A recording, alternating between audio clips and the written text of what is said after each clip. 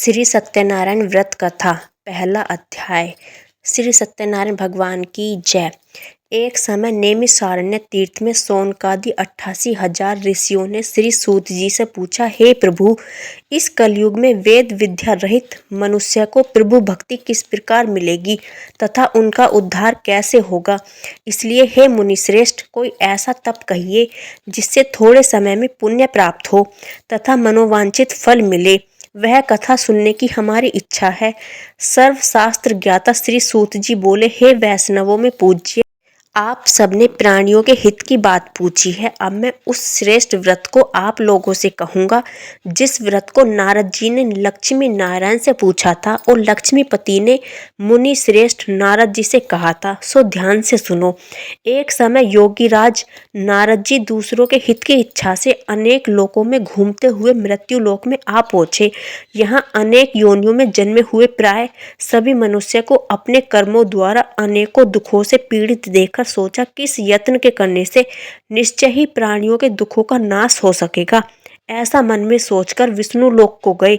वहां श्वेत वर्ण और 4 भुजाओं वाले देवों के ईश नारायण को देखकर, जिनके हाथों में शंख चक्र गदा और पद्म थे तथा वरमाला पहने हुए थे, स्तुति करने लगे। हे भगवान, आप अत्यंत शक्ति से संपन्न हैं। मन तथा वाणी भी आपको नहीं पा सकती। आपका आदि मध्य अंत नहीं है। निर्गुण स्वरूप सृष्टि के आदि भूत व भक्तों के दुखों को नष्ट करने वाले हो। आपको मेरा नमस्कार है। नारद जी से इस प्रकार की स्तुति सुनकर विष्णु भगवान बोले, हे मुनि श्रेष्ठ, आपके मन में क्या है? आपका किस काम के लिए आगमन हुआ है? निसंकोच कहो। तब नारद मुनि बोले, मृत्युलोक में सब मनुष्य जो अनेक योनियों में पैदा हुए हैं, अपने अपने कर्मों के द्वारा अनेक प्रकार के दुखों से दुखी हो रहे हैं। हे नाथ, मुझ पर दया रखते हुए बताइए कि उन मनुष्य के सब दुख थोड़े से ही प्रयत्न से कैसे दूर हो सकते हैं। हे नारद, मनुष्य की भलाई के लिए तुमने बहुत अच्छी बात पूछी है। जिस काम के करने से मनुष्य मोह से छूट जाता है, वह मैं कहता हूँ, सुनो। बहुत पुण्य देने वाला स्वर्ग तथा मृत्युलोक दोनों में दुर्लभ एक उत्तम व्रत है। आज मैं प्रेमवश होकर तुमसे कहता हूँ, सत्यनारायण का यह व्रत अच्छी तरह विधि पूर्वक करके मनुष्य आयु पर्यंत यहाँ सुख भोग कर मरने पर मोक्ष को प्राप्त होता है।